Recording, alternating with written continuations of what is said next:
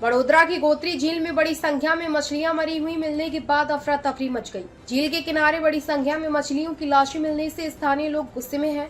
इस घटना को लेकर वडोदरा प्रशासन के काम करने के तरीके पर कई सवाल उठ रहे हैं। स्थानीय लोगों का आरोप है कि पिछले 3 टर्म से इलाके के पार्षद चुने जाने के बावजूद झील के रखरखाव और सफाई पर उतना ध्यान नहीं दिया गया है। गोत्री इलाके की झील आज मरी हुई मछलियों से ढकी हुई मिली। झील के अलग अलग हिस्सों में बड़ी संख्या में मछलियां पानी की सतह पर मरी हुई तैरती हुई देखी गईं। स्थानीय लोगों के मुताबिक पिछले कुछ सालों से झील की सफाई, पानी की क्वालिटी और जलीय जीवों के बचाव को लेकर कोई असरदार काम नहीं हुआ है। मछलियों की अचानक मौत से पर्यावरण को लेकर भी चिंता जताई जा रही है। स्थानीय निवासियों और सामाजिक कार्यकर्ताओं ने मांग की है कि प्रशासन तुरंत पानी के सैंपल की जांच करवाए और जिम्मेदार कारणों का पता लगाए।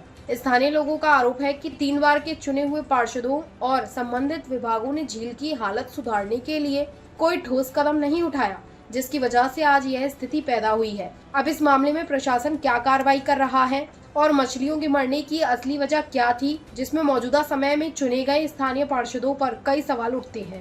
रिपोर्टर राहुल राजपूत।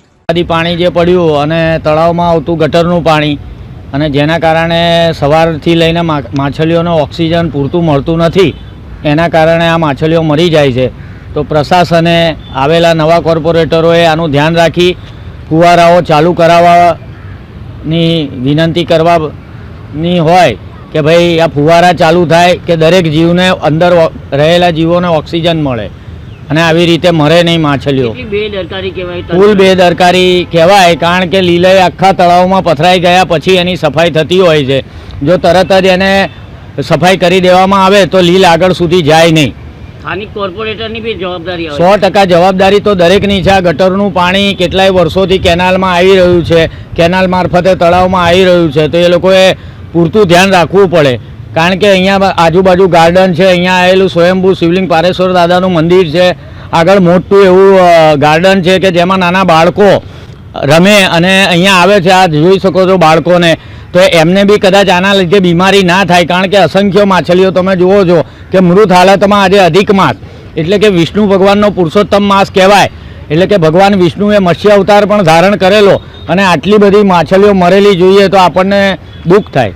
આ માછલીઓ મરી ગઈ છે, જેને લઈને દુર્ગંધ ફેલાય છે, ફૂલ દુર્ગંધ ફેલાય છે, તમે જોઈ શકો છો અત્યારે હાલમાં બી, અને રોડ ઉપર બી જશે આની દુર્ગંધ, અને આ આજુબાજુ રહેતા રહીશોને પણ જાય છે અવારનવાર। બીમારી ફેલાવાનો ભય છે, 100% ભય તો છે જ ને, કારણ કે આમાંથી જીવાણુ ઉત્પન્ન થશે અને જુઓ જો અસંખ્ય માછલીઓ છે, 1-2 નથી। તંત્ર સામે શું અપેક્ષા માંગો? તંત્ર માટે તો એવું જ કહેવામાં આવે કે તળાવની વિશેષ સફાઈ કરવી જોઈએ।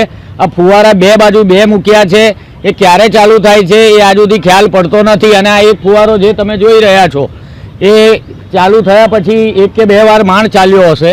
પેલી બાજુનો ફુવારો ખાલી ચાલુ થાય કે નહીં થાય એ પ્રશાસનને જોવાનું છે, કારણ કે જુઓ છો કેટલી દુર્ગંધ આવી રહેલી છે। ખરાબ હાલતમાં તળાવ છે, આટલું સુંદર તળાવ છે, જેનો વિકાસ તો કર્યો પણ વિકાસ પ્રત્યે બી એ લોકોએ ધ્યાન રાખવું પડે। અધૂરો એટલે 100% અધૂરો છે, કારણ કે આ કાદેવ કીચડ જો તમે જોઈ શકો છો બધું, કે આટલું બધું કાદેવ બી હોવું જોઈએ નહીં। શું નામ આપણું? પૂર્વેશ જયંત કુમાર દવે।